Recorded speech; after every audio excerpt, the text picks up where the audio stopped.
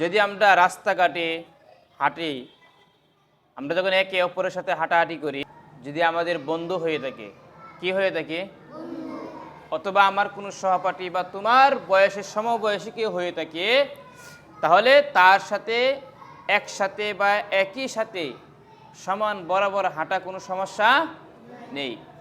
কিন্তু যদি কোনো মুরব্বী ব্যক্তির সাথে হাঁটতে হয় অথবা সম্মানিত কোনো ব্যক্তির সাথে হাঁটতে হয়, তাহলে তার সাথে হাঁটার একটা আদব রয়েছে। তার সাথে কি একসাথে সমানভাবে হাঁটা যাবে? হাঁটা যাবে না। তার সাথে হাঁটার আদব কি? তার সাথে হাঁটতে হলে তার থেকে তার এক কদম বা দুই কদম পিছানো থাকা। এক কদম বা দুই কদম কি থাকা? পিছিয়ে থাকা। যদি তার সাথে সমানতালে তুমিও হাঁটো, তাহলে এটা এক ধরনের আদবের বেখালাপ হয়ে যায়। কথা কি বুঝতে পারছেন?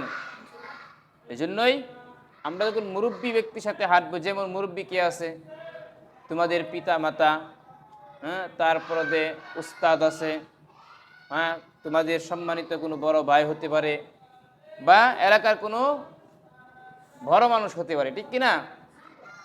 যাদেরকে আমরা সম্মান করি, তাদের সাথে হাঁটার ক্ষেত্রে একটা জিনিস লক্ষ্য রাখতে হবে, তাদের সাথে এক কদম বা দুই কদম পা পিছিয়ে থাকবে। বুঝতে পারছো?